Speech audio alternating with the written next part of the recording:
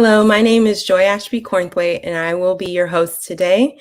I'm a certified diabetes care and education specialist in Houston, and I also volunteer with Cities Changing Diabetes Houston. After 2 great episodes on self-compassion as it relates to people living with diabetes, caregivers, and health professionals, we are following up with a discussion about hope.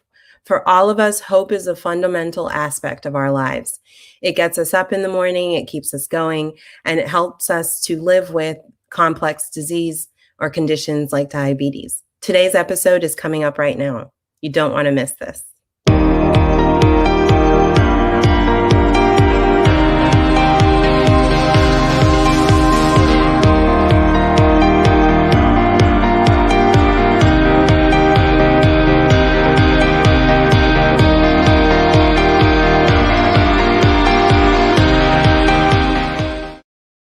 Before we begin, a gentle reminder, the content shared during the MyDiabetesHQ live broadcast is neither intended to be a substitute for medical advice, diagnosis, nor treatment. Always seek the advice of your physician or other qualified health provider for any information that you need regarding diabetes or any chronic disease. So this weekly broadcast is developed and produced by Cities Changing Diabetes volunteers in Houston and Philadelphia. Our two sister cities are the U.S. members of a global network of 36 cities working around the world to impact diabetes prevention, care, and management. You can learn more about Cities Changing Diabetes by going to citieschangingdiabetes.com. The purpose of the live broadcast is to help people living with diabetes and their support teams. And today I'm joined by John Graham, President and CEO of the Institute for Spirituality and Health at the Texas Medical Center here in Houston. And I'm also joined by Andrea, Gardner, Postulant for the Vocational. Oh, sorry, y'all, I'm having words difficulty today. Vocational, is it Diaconate? Diaconate. St. John's at Diocesan. It's okay. And the Episcopal Diocese, I can get one right, y'all, today, of Pennsylvania. And lastly, but certainly not least, we have Serena Valentine, CEO of Core Initiative and Houston Diabetes Peer Support Coordinator. Morning. Hi. So the Institute for Spirituality and Health, the Episcopal Diocese of Pennsylvania, and Core Initiative, which you are all very active members of the core team and the advisory board in Houston and Philadelphia. So thank you all for your powerful and ongoing commitment to partnership and collaboration. So everyone, today we're following up from previous episodes about mindful compassion. And Gwen Brem from the Center of Mind and Body Health in Galveston here in Texas provided us with an excellent overview of mindful self-compassion, and our guests representing and living with diabetes and caring for someone with diabetes provided some very personal perspectives. We'll continue on the same vein today as we take on the concept of hope. So before we begin, I want to say a quick shout out to all the viewers who began the celebration of Ramadan on Monday. We know this is a particularly challenging for you when you're also managing diabetes, so we wish this month will bring your families hope and peace and harmony. So let's begin this conversation with you, Dr. Graham. Can you begin by laying the table? What is hope? Well, I think I would give the definition that I find in the New Testament in the book of Hebrews, and it really says faith is the substance of hope, and it's the evidence of things not seen. So there's a connection between faith and hope. In other words, actually, a lot of times people will say things like, I hoped that would happen. That would kind of be a negative use of the word hope. A positive one is, because I'm hoping, I trust that it's going to take place. So I like the word trust. Where are you putting your hope? Where is your trust? Is it in the doctor, which is fine, or is it in yourself, or is it in your spouse or someone else, or is it in if you will, God. And Scripture says God is faithful and just. And so I would say hope is a very substantive thing that takes place when we have put our hope in the right place, in a place that we consider in our mind and body connection. The mind is connected, of course, to the body. So what you think and believe has a great impact on your whole body and bodily function. We can mention that later. But I hope I've introduced that well enough. Thank you. Yes, thank you very much. And Andrea, I know we were talking about this in the just before we went live, the connection between hope and faith. Why do we as human beings, why is it so important for us to hope? Well, first, I don't think it's a matter of being in church or not, or how religious you are. I think that we all have a desire for something that there are things we desire every day that we cannot see. And one of the definitions that I was able to come up with, simple hope is a wish with the strength of the person's desire. But when hope and faith come together, there becomes a confident expectation of what God has promised and its strength in his faithfulness. So hope is something that is both a noun and a verb. It is something that we possess, something that we hold on to, something that we often let out into the world when we are strong enough to be vulnerable and to allow others to see our hope. But it is also something that we do on a regular basis. And we have to be willing to look out and see what it is that we can do and how we can bring our hope and our faith together. Excellent. And Dr. Graham, how do we take these concepts, so these shared sort of extended definitions, how do we take that and see them in some of our experiences, maybe with patients, with one another?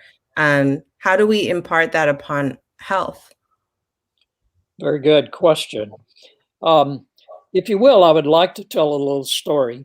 Mm-hmm. It's a patient. I used to be a priest in Austin, Texas, and I moved to Houston, Texas. Suddenly I got a call from a lady saying her husband had been diagnosed with testicular carcinoma, which is known to be very rapid onset, and it is known to have, and was told that he only had 3 to 6 months to live because it already spread. She was going to take him to MD Anderson Hospital, but wanted to come by and see me because of our relationship in Austin previously. When the man walked in, he put his hands over his face and put his face in his lap. And his wife did all the talking. I'm sitting watching this, and all of a sudden she finished, and I said to him, "Sir, you look like a man who has lost all hope." And he came off, raised his head up and said, "Of course I have. I'm going to be dead in 6 months." I said, "Well, I'm a physician as well as a priest, and as far as I know, no cancer is 100% lethal, even the worst ones. We always said there was room for what we call spontaneous remission in maybe 2 to 5%.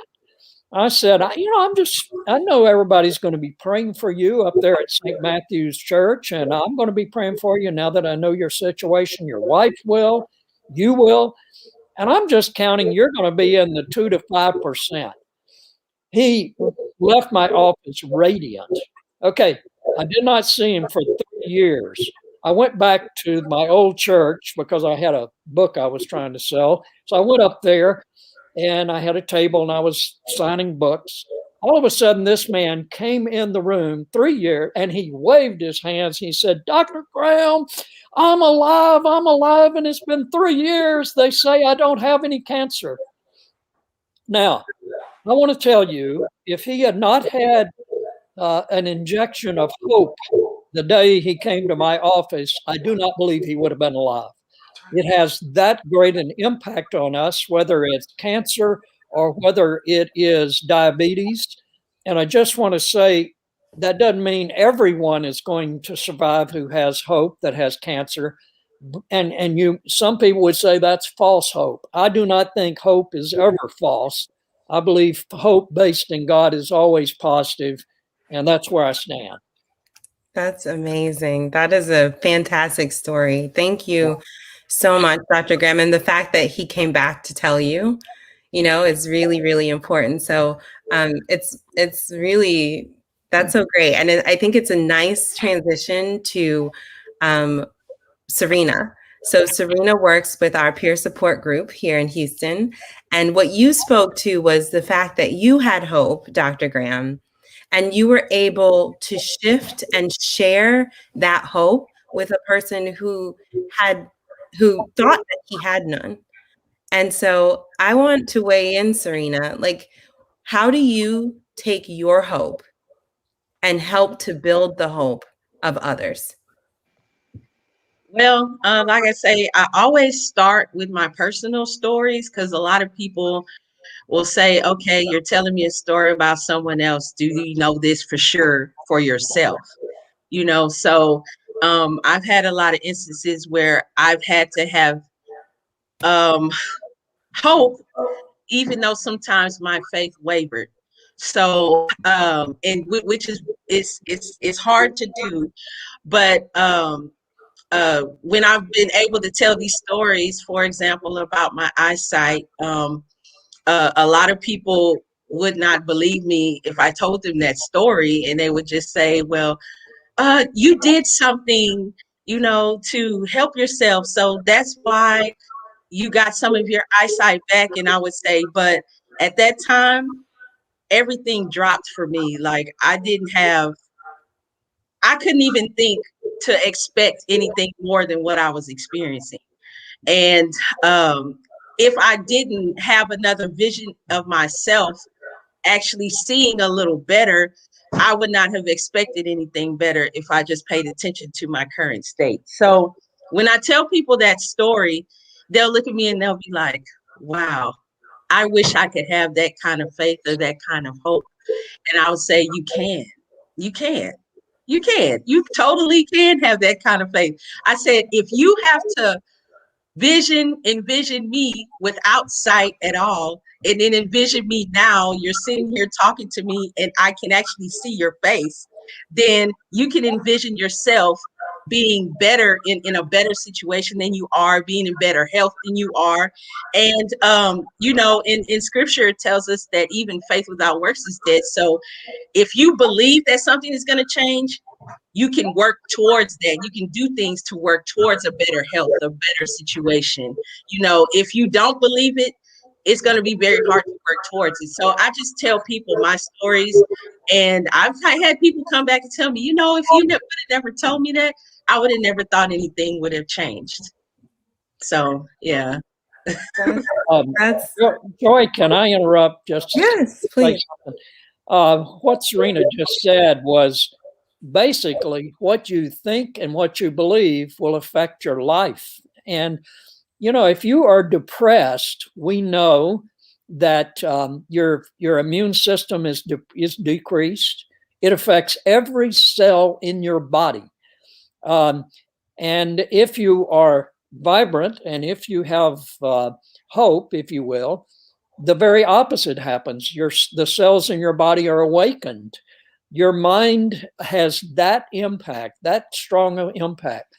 We call that the healing response.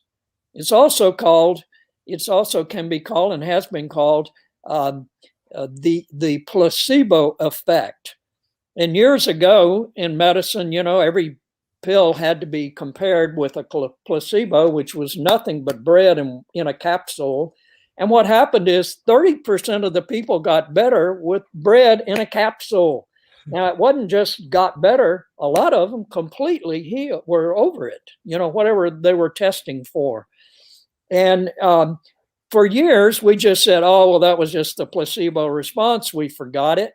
Well, for the last 25 years, we've started looking at it. And what it is your own body has the ability to heal. If you get a cut, it's nice if you had stitches put in, might make the scar look better, but it doesn't heal because of the stitches. It heals because your body is designed to heal. And every organ in your body is replaced. All the cells are replaced, sometimes within days, most often within years, but your body is constantly redoing itself. And what you think and believe has an impact on that healing process. And I can't emphasize this enough. If if you read that label that tells you all the things that could go wrong with a pill that you're taking from the doctor, about most of it's going to happen to you, because now you said, oh my goodness, I got that. But if you just take it and trust in it and believe that your doctor knows what's right to do, whether it's metformin or whatever, it will have a much more positive response. The mind has that kind of impact on your healing. And I think we should not forget it. The mind-body connection. And I could say much more about it. Thank you. Yeah. So Andrea, can I ask you, moving with this mind-body connection, how do we build hope? There are different parts to hope and to our hope process. I remember one time, I suffer from an autoimmune disorder myself, and I was at a point where I had lost hope, because regardless of how much medication, what different medications they tried, increases of medication, I continued to have new symptoms come up. And I reached out to my doctor and told him that I recognized that I was in a place where I was losing hope. And it wasn't about prayer. It wasn't about anything other than my own self-care and my own mental health, that I recognized in that moment that I needed to seek professional mental health help from someone else. And when I went and started seeing a therapist, I was able to kind of turn the bend, as it were, and bring it back to a place where I do have control over this. I can get my life back together again. And I was able to rebuild my hope, my faith. And as a result, just like John just said, I was able to get my body to the point, because my mind was stronger, that I could indeed move towards healing. And that was something that was extremely, extremely powerful. Before I started talking to a mental health professional, I was to the point where I could just start crying. It started with triggers on TV. There was a sad scene or something, and then it could be standing in the middle of the supermarket. And that was when I recognized that, okay, enough is enough. I have to do something about this. So regardless of what's going on, whether it is looking inward, looking towards our faith in a higher being, or seeking that outside help with a mental health expert, don't be afraid to ask for help. That's really what it boils down to. Sometimes it's with our family, sometimes it's with medical professionals. Mm-hmm. So if I were to, thank you so much, Andrea. That was really, really concise and thorough, and a really great observation, right? So if I'm someone watching and I'm making a list, I'm seeing, from Dr. Graham, from Serena, from you, I'm seeing sort of an organization of thoughts around hope, right? So recognizing and being aware of your level of hope, and also, layering that on top of knowledge about what it is, and then trying to figure out, where am I in my, understanding and my utilization of my hope? Do I need help from an outside factor? Do I need a mental health specialist? Do I need a support group? Do I need my faith leader to help guide me on this path? And then asking for the help that's there.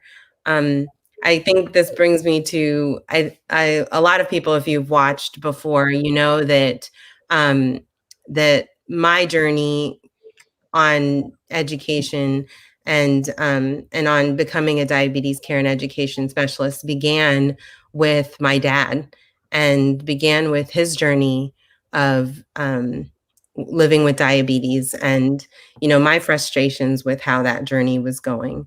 I knew that I wanted to help him, and and now I'm recognizing that there was a hope there, right? So my family is very faith oriented, and so I knew that there was something that we could do to make him better, and I could take a role in that if I went to school, if I learned about diabetes, and if I helped him in his journey. And then I started to shape that. He's no longer here with us. He's now with at home, and so I don't want this to be like Kleenex moment, but every time I think of that, that happens to me. But I took out of that what he had told me several times, was that his journey allows others a better journey. And so I took that, and this has become my passion, and this is why I do what I do. I transition that hope that he left me, that his journey was able to give me the sort of intention and the bravery to become who I am today, to help others. And I can hopefully translate that hope to others who want to do this as well, and who want to help other people living with diabetes. I want everyone else's journey to be different than ours, and better than ours. So, Joy, could I mention something else? Yeah. I wanted to say I took a course at Saybrook University. That's immaterial, but the course was on lifestyle medicine. And it's talking about some of the very things that you and I can do to keep healthy, which is exercise, like walking in your neighborhood, included getting a good night's sleep every night. Mm-hmm. It included, of course, nutrition, being careful not to overeat, control your weight.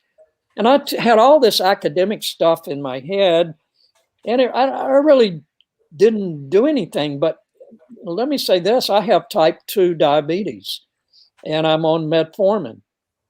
And what happened is my A1C went above 7 to 7.2, and it really frightened me. And I could see all the complications. And I had taken this training, but I hadn't applied it. And so, for some reason, when COVID hit and we were having to work at home, and it was a long day just sitting in the house, I decided to go to sleep earlier, an hour earlier, get 8 hours sleep, and I decided I would walk in the neighborhood for 1 hour every day. And I've done that for over a year now, the entire time of COVID. And what happened is I lost 30 pounds of weight. I used to weigh 185. I'm now 155, in that area.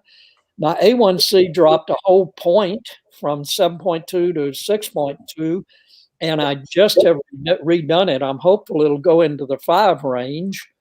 And I am a believer now.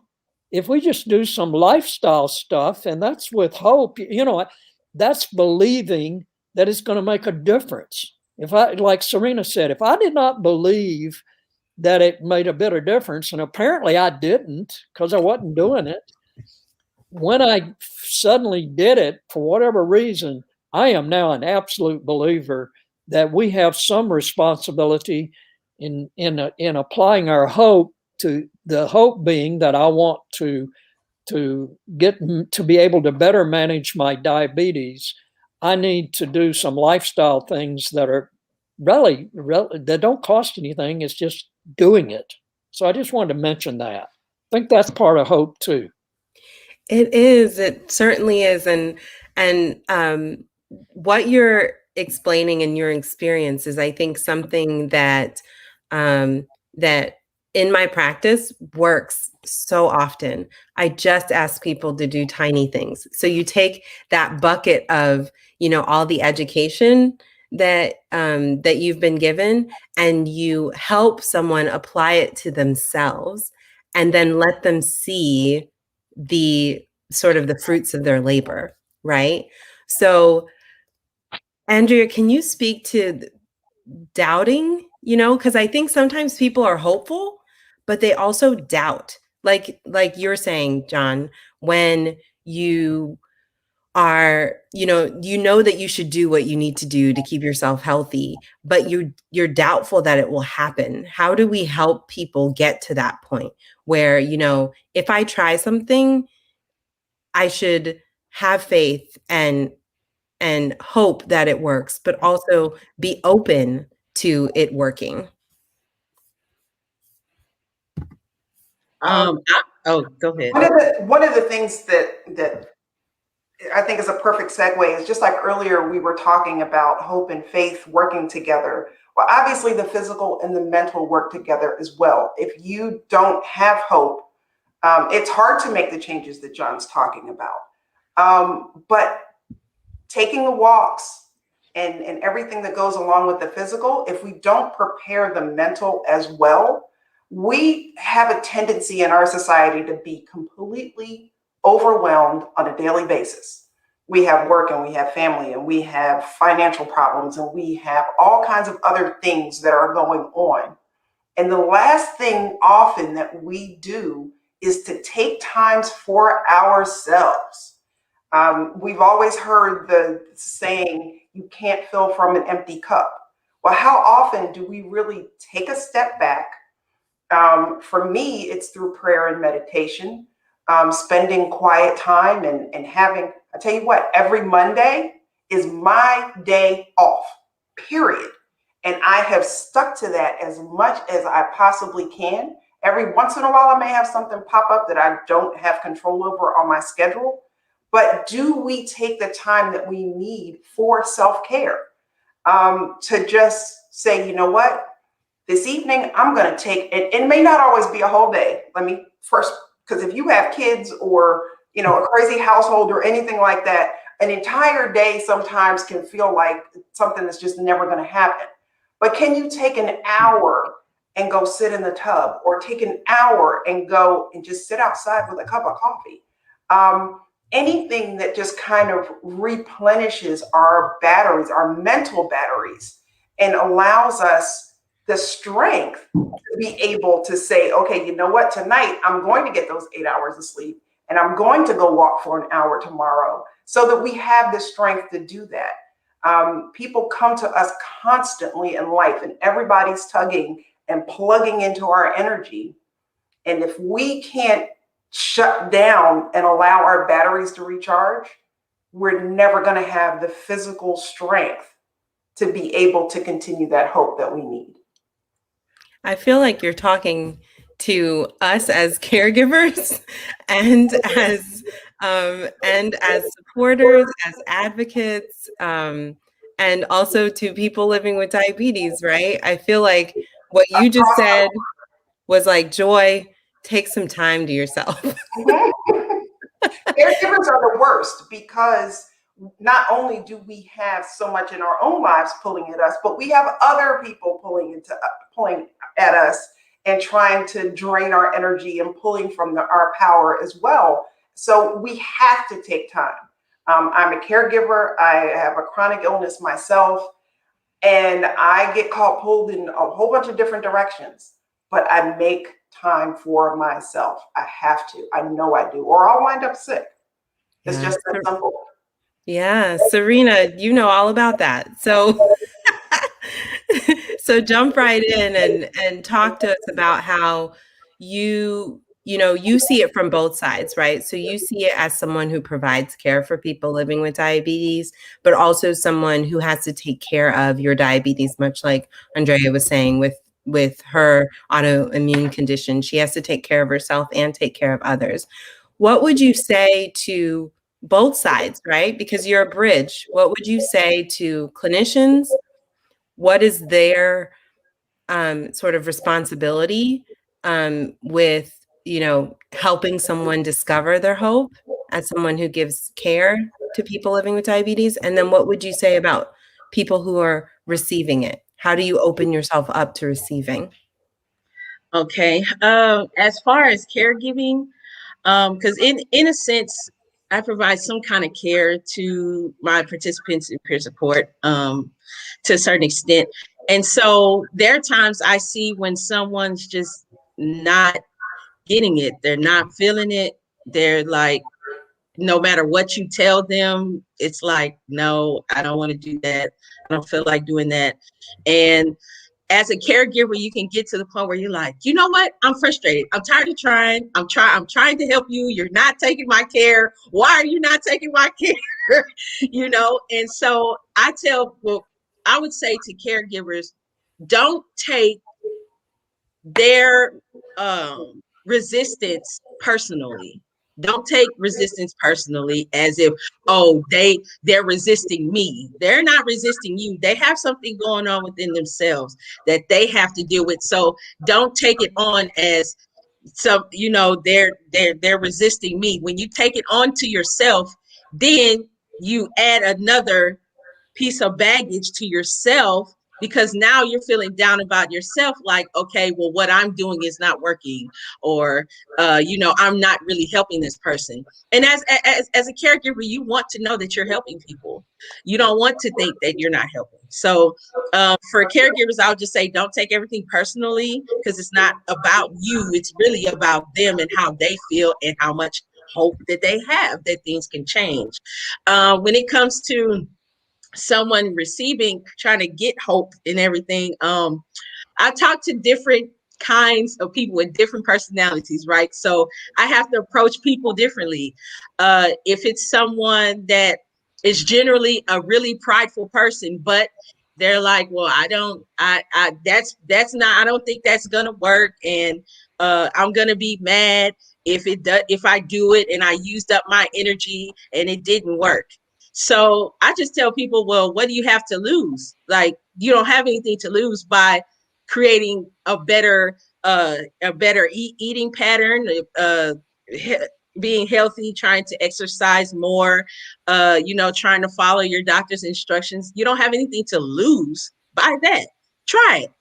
You never know. There are other people who are just like, kind of like pessimistic in where there's hardly no hope at all. They don't think anything's going to change at all. And I just tell people to try it. And that's when I tell my story and I tell people to try it. So you have nothing to lose by trying to make yourself better. I try to tell people this all the time. It doesn't matter what it is. If you're trying and working hard to making yourself better in any aspect, you have nothing to lose by trying. Why not? You're still here. You're still alive. Try it. So, yeah. Thank you, Serena. Dr. Graham? Joy, Serena, thank you for what you just said. That's so important. I just want to point out how terrific it is to have someone like Serena who would serve as a coach and a reminder and meet with you regularly even. But you can do this to yourself with a calendar, and you put you have a symbol you put on that day when you've actually done the things that you should do. And and you can look at the calendar at the end of the month and see what you did. As I believe Andrea said, a small step makes a big difference. And I think we need a lot of support. A support system is very important. And hearing the stories of success and being a part of a group, if you can be in a support group, is enormously helpful, I've found. We do it for bereavement. We do it for a lot of things at the Institute, and in order to support people in their walk. So whatever it is that you have, reminding yourself that what you think and believe is going to have a real important impact on whether or not you have a positive attitude, a positive response. You may think the problem is, I think people do this for about a week and they forget or they quit. And if they don't have someone giving a support system to encourage them to continue, simply not by holding them accountable in a hard way, but just by asking them, how's it going? And then they get to talk, and then they mention they may have been discouraged, and then you can encourage them again. And it really makes a difference, I think. Yeah. And Andrea, I want to ask you a question. So as the three of you had just spoke, I was thinking in my mind about trust. So hope is really important to find within ourselves and help to imbue upon others. But as someone who is receiving hope, what happens when you give in hope and that trust, or part of hope is trusting in someone else, right? So when you're trying to get a support from someone else, what happens when you've imbued that trust and that hope onto another human and they break that trust? Like how do you get back the hope? Because now you've got hope and trust together being broken. And I'll let our faith leaders kind of guide those thoughts. It's just something that came up. It goes back to being filled yourself. I never scrape the bottom of the barrel to give hope to someone else. Through my constant prayer and meditation, I'm constantly replenishing myself. So I understand that everyone, just like Serena was saying, everyone is going to accept things a little bit differently. Some people are going to push back. It is nothing personal against you, and you need to understand that. Everybody brings something a little bit different to the table. You don't know exactly what that person has been through before, where they may have had their own trust broken by someone else, or they've been given advice and it has completely fallen apart for them for whatever reason. Imagine the situation that John talked about with the man with cancer. Now, what if his wife had received that hope and her husband still died in 3 months? So you can't take that away from yourself, and you have to keep going. You have to keep filling yourself up. One of the things that I've learned, though, is something so simple in life is to be the face that you want to see in others. So I have been in situations where something as simple as smiling at somebody else or sharing the love of Christ that I carry in my heart everywhere I go. I try to show those little snippets to everybody I encounter. I have stopped arguments between spouses in hospital waiting rooms and stuff like that, all because I just put yourself in their place just for a moment. And that can be a good feeling in and of itself. And those types of situations are what helps keeps us charged and going forward. So we have to remember to remain positive and to carry that positivity everywhere we go. Excellent. Dr. Graham, do you have anything to add to that? I know that was so eloquent and beautiful. We put trust in our doctor when we pick up the phone and make the appointment. We have hope that they will have a solution to our problems, and we have belief that they will. We have confidence in America for the physician. But what if, as you've well pointed out, what if for some reason that hope was misplaced? I think we do have to realize there's always a second opinion. There are other doctors, there are other groups. There are healthcare providers like Serena that are out there. So quite often the physician can be the one that drops the ball for you. And the hope that you had for that person, him or her, to actually have the answer that you needed, they may not. And may even say it in such a way that it takes away your hope. I have heard stories, that I am amazed that a physician would tell someone. A young teenager that's a member of our extended family the doctor told the teenager that this person had mental illness and would never get over it. And the minute, he heard that, he was in a tailspin. It seems there's a better way to say it. It seems there would be a lot of hope that you would want to imply, like saying, but if you take care of yourself, if you take these particular medications, you get more education in this, something, so you leave someone with hope rather than take away their hope. I believe the story I told about the young man with testicular carcinoma, they removed all hope from that person. It seems like you could always say as a doctor, we don't have anything further in medicine to offer, but there's also another dimension, and that is prayer and confident trust in God, that God can meet your need. Whether or not you're healed, God can be there for you. God can be present in your life, but they didn't say that. And medicine has sort of gotten like that. We've gotten more secularized, and we don't include the spiritual dimension. Now, by the way, we've been mentioning faith. I just want to tell you, there are thousands of articles in the medical literature showing a positive correlation between your spirituality and faith, your beliefs, and your health. And not only your health, but your longevity. So getting a secure spiritual dimension to your life, whatever that is for you, that is beyond just the physical dimension, can be very health promoting in your life, not only give you joy and peace and comfort, but it can actually help your physical illnesses and make them better. Everything from high blood pressure, heart disease, diabetes. Of course, type 2 diabetes, we say it is preventable. It's really getting your life in balance, including spiritual dimension, including a good diet, good nutrition, wisely, listening to counselors who will give you direction in your life. Thank you. Thank you.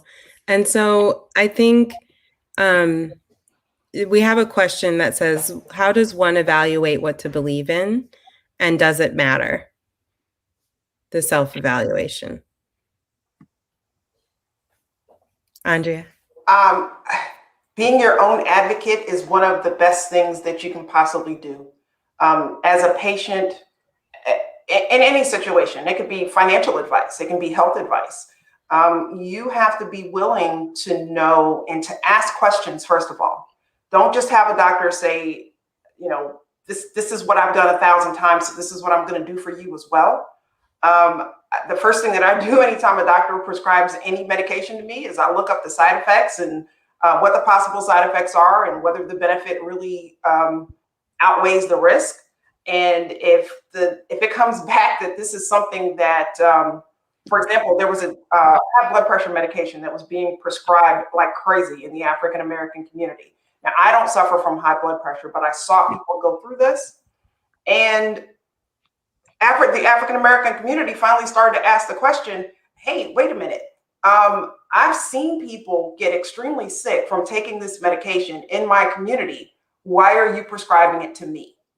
And it wasn't until people started asking those types of questions that it finally got across to the medical professionals, maybe I shouldn't be giving this to this particular patient. I ask questions regularly, and I tell you what, this is going to sound strange, but one of the best things that I have had happen is for me to walk into a doctor's office and look at my test results and say, you know what, I don't know what to do. That can be kind of daunting, but at the same time, I would rather have that doctor tell me that they have limits, that they are human, and that there are things that they just don't know, and that they're willing to run more tests and dig a little bit deeper and try to figure out what's wrong with me, than for them to write that 1,001 prescription that they've written to the 1,000 people before me. So ask questions, and always don't leave here's a thing too. When you go to a doctor's office, we have this, there was this hierarchy. Doctors can make us wait, but we can't make the doctors wait, right? If you feel that you're going to fall into a situation where I know I'm going to be nervous, I know as soon as I walk out of the doctor's office, oh, I should have asked such and such. Write your questions down ahead of time. And that's in anything, whether it is you're concerned about a particular medication, whether you're concerned with an outcome, whether you're concerned with whether or not this particular procedure is really necessary in your case.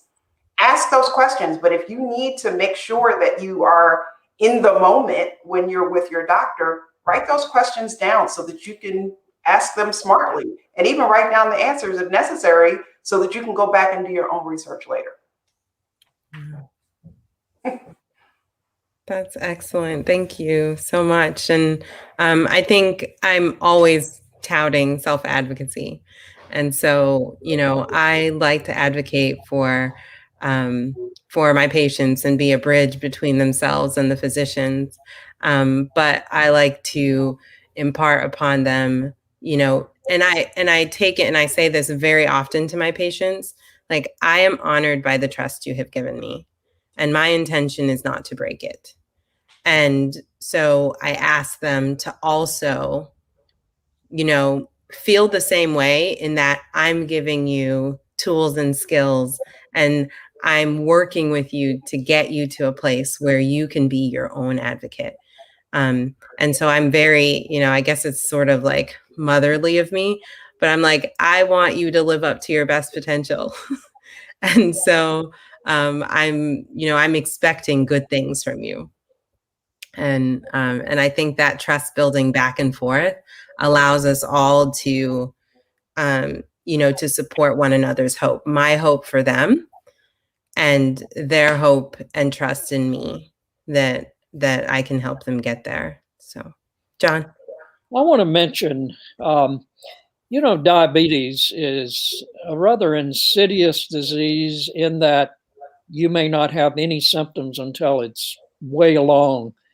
And I want to just say, regular medical attention so that they do the test to recognize it early is very important. I'm grateful in my case that I do see get wellness check every year.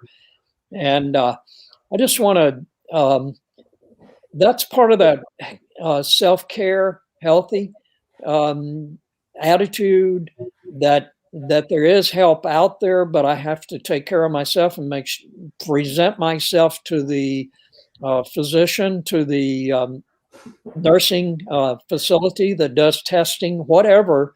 I think, I wonder if we could mention that hesitancy that people have. They may even have a family history of it. And by the way, my father had developed type 2 diabetes when he was about 85. So I began to be concerned about it, and really went to the doctor early on a regular basis for that very reason. But some people avoid it.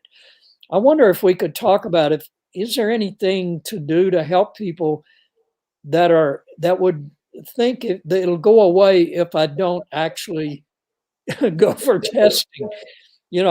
That, in other words, it's almost denial ahead of time, even if it's running in your family, and that happens. And I just wonder if Serena or particularly has anything or experience like that.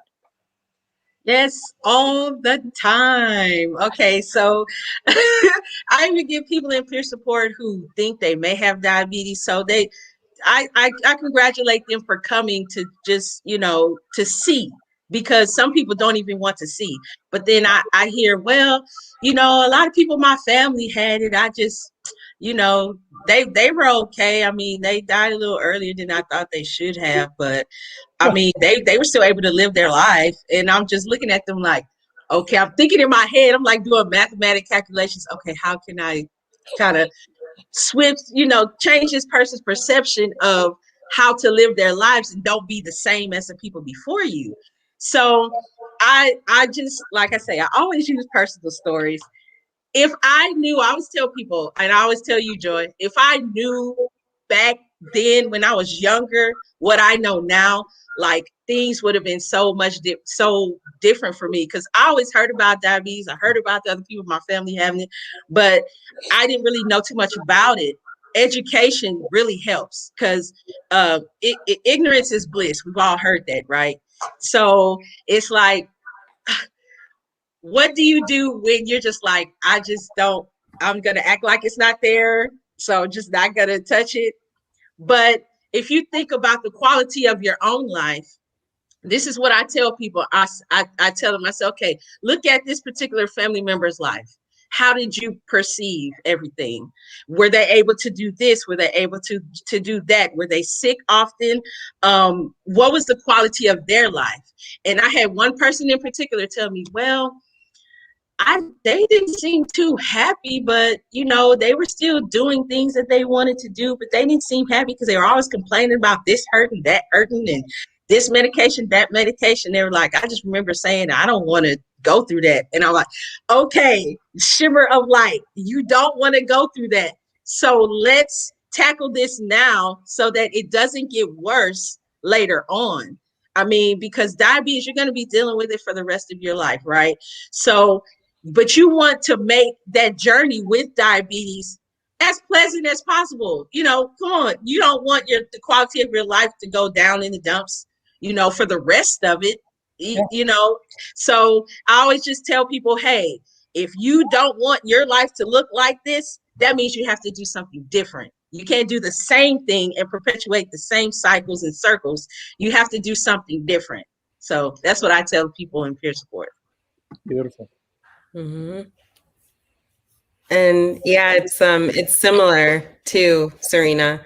When we swapped places. When I talk to someone who has come in who has the test results, Dr. Graham, and they've been diagnosed, but there's a level of denial. There's also, people need time for this information to sink in. And if you've had a family member who has had a very difficult journey, there's also a level of sort of like fatalism that comes in. And so, like Serena said, you can help. And like, this is the part where I tell you all that everything that you've said this morning is also growing me and, giving voice to the things that I feel in the way that I practice. And so Andrea says that I need to, and it's an excellent reminder to refill my own cup, because if I can, if someone comes in and they've got a level of fatalism or perhaps denial about their diabetes or any other condition, I need to get through to them. Like, I want them to find their hope. I want them to find their motivation. I want to make this journey because it's my vocation. It's what I've been called to do for them, to help them through this. So I first come in with my cup filled. I see the information that they're telling me about their denial. I listen and give them the opportunity to be heard about their fears and about their concerns related to the condition. And then I help to find their glimmer of hope, like Serena was saying, find that glimmer of hope and that motivation, and use that to help guide them towards more hope and more education and small changes that are successful, so that it can continue to perpetuate that growth of hope and trust and self-care and self-compassion, all of those things. I think, sometimes we're called as people of faith and as people who are givers to help augment or to grow somebody's hope. Interesting. Can I keep? I don't mean to keep interrupting. My father was 85 when we found out he had diabetes, and the way we found out was really shocking. He started hallucinating. He would see little dog, and he'd say, "Look at that little dog. Isn't that the best little dog you ever saw?" And all this kind of stuff. And I thought, oh, he's gone off mentally. We're about to lose our father. We won't be able to communicate with him. I had no idea, and I was a medical doctor at the time. I had no idea that diabetes could cause you to hallucinate. His blood sugar was way up, something like 500 or 600. I don't know what. It was just huge. And they brought it down, and that was the end of the hallucinations. So I think a lot of times people have fear. It frightens them so much, the idea of the complications like losing a leg, having to be amputated, to have severe heart trouble as a result of high blood sugar, or just what I said, if it might affect their mind. And so they just block it completely and don't address it. And how sad, because as in my own story, what we found is it was treatable. My father took, I think it was way back there, but it was probably metformin. He took a pill and his symptoms went away. Now, he was bad about eating not a plate of food, but a platter of food. So we had to instruct his wife, to cook less food and other things, which she did for him.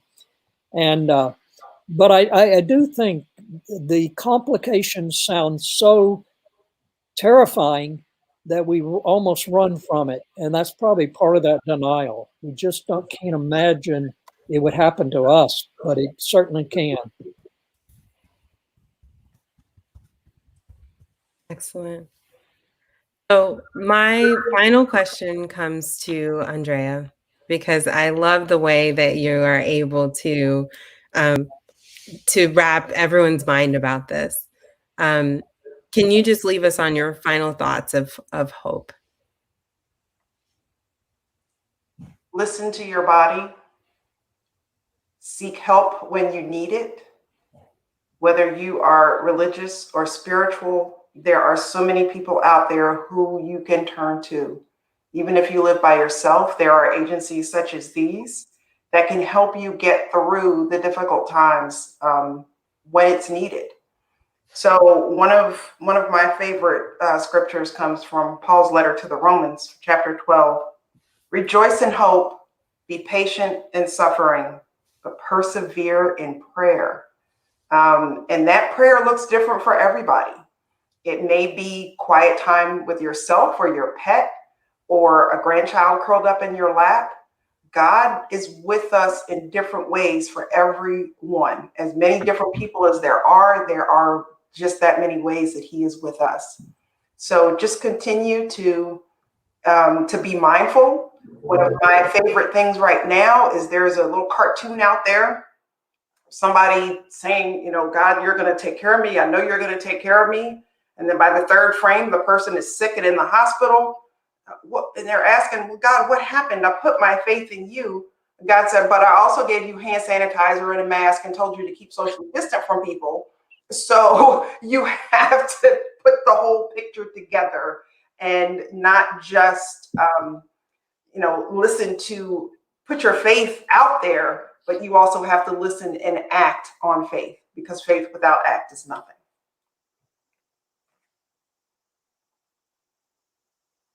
Joy, we can't hear you. Amazing. And Dr. Graham, you get last 30 seconds. I'm going to repeat, faith is a substance of things hoped for, the evidence of things not seen. So it's very substantial, and we have the opportunity to reach out and accept the words we've heard from Serena and Andrea and Joy, and we can be strengthened in that, take authority in our life, submit our life to God. Thank you. Thank you all so much for being here today. I feel like, I was a viewer too. I feel like you were maybe sent here to have chats with me maybe every Saturday morning and help refill my cup. So just mark your own calendars that you will be asked to come back again. This has been a fantastic opportunity to sort of connect all the things that are so very important in the diabetes community, and to answer, maybe answer and ask people to personally reflect upon those. So thank you to our viewers. I hope that this conversation has sparked in you, an awareness of your own hope, and maybe given you a little bit of bravery to look inside and decide how you want to grow your hope. We have a quick survey on YouTube and Facebook where we would like to get your feedback on the program as well as recommendations for future episodes. Please help make MyDiabetesHQ Live better by filling out the survey. Mark your calendars. We will be broadcasting next Saturday at 10 a.m. Central, 11 a.m. Eastern Time. And thank you once again for being a part of the My Diabetes community family. See you next time.